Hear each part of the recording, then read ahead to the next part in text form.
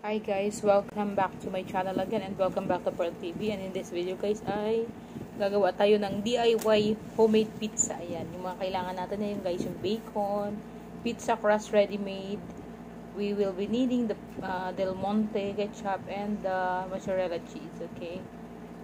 So as you can see, ready na tayo guys. So let's start the making tutorial. And of course, we need the olive oil pala guys, para pang grease sa pan, okay?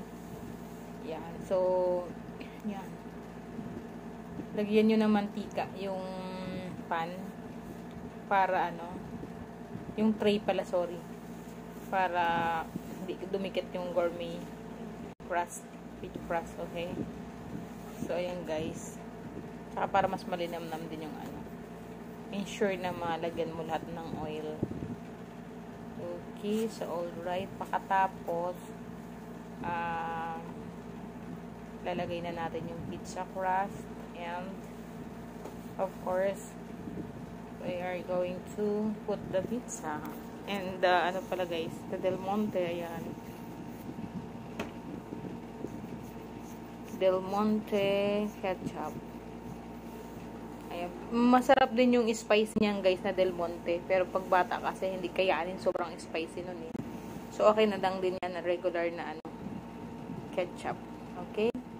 Siya nga pala guys, yung mozzarella cheese ko pala ay hindi na magandang gamitin yun. Kaya dyan ang gagamitin ko yung Magnolia na lang.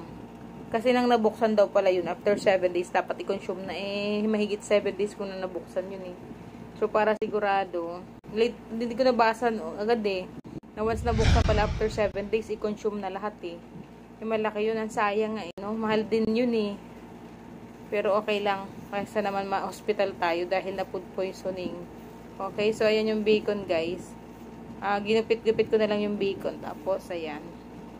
Lagay na lang natin at the top of the pizza. And then, yung Magnolia cheese na lang guys ang gamitin natin. Bagong-bago pa yun. Okay? So, i-spread natin. Damihan na lang natin, guys. Yan, Magnolia. Masarap pag sobrang daming cheese. Tsaka, ang kagandahan sa Magnolia, quick melt din yan, guys, eh. Tsaka, pala, guys, hindi siya gaanong maalat. Kaya, okay na yan. Mas okay na yan compare sa ibang brand. Okay, so, tingnan nyo, guys, ang magiging finish and our reaction. Tingnan nyo, guys. Dami-damihan nyo na lang ng cheese para pag nag-melt siya talagang bonggang-bongga. Okay, at yan guys, i-prepare nyo guys yung oven for 9 minutes. Okay, para ma-hit mo yung 180 degree Fahrenheit. Ayan. Pag na-hit nyo na guys, ayan, that's the time na pwede nyo nang ipasok yung pizza. Okay? At pag naipasok nyo na yung pizza, 8 minutes guys, kaya na sa ganyang pizza crust na maliit lang. 8 minutes, i-timer nyo guys sa 8 minutes. Okay? Maluto yan sa 8 minutes. Bantayan maigi yung timer. Ayan. Luto na siya guys. Ang bilis lang guys, diba? 5 minutes pizza making tutorial. Homemade pizza. Ang sarap guys. Ang sarap din ng cheese kasi quick melt nga din siya eh.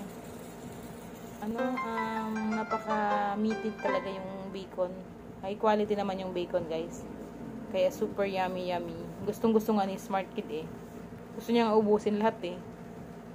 Okay? So, because sobra-sobra naman. Naman siya niyan. Kalahati lang kami. Okay na. Dami din eh. Nakakabusog din. Pero masarap eh. Parang kaya mong ubusin yung isang buong maliit. Ayan. Kalahati lang kami ni Smart Kid. Kaya na yan. Pero humirit pa dun sa kabila kaming dalawa.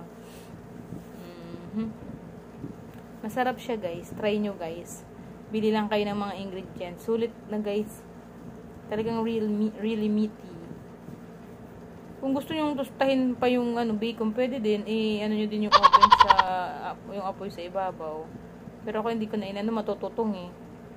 So yan guys. Tingnan nyo naman. So yummy.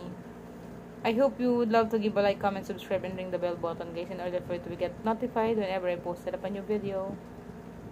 Bye and God bless guys. Thanks for watching. Babu! Please hit the notification bell para lagi kayong updated sa aking mga new uploads. Babush! God bless, guys. See you when I see you.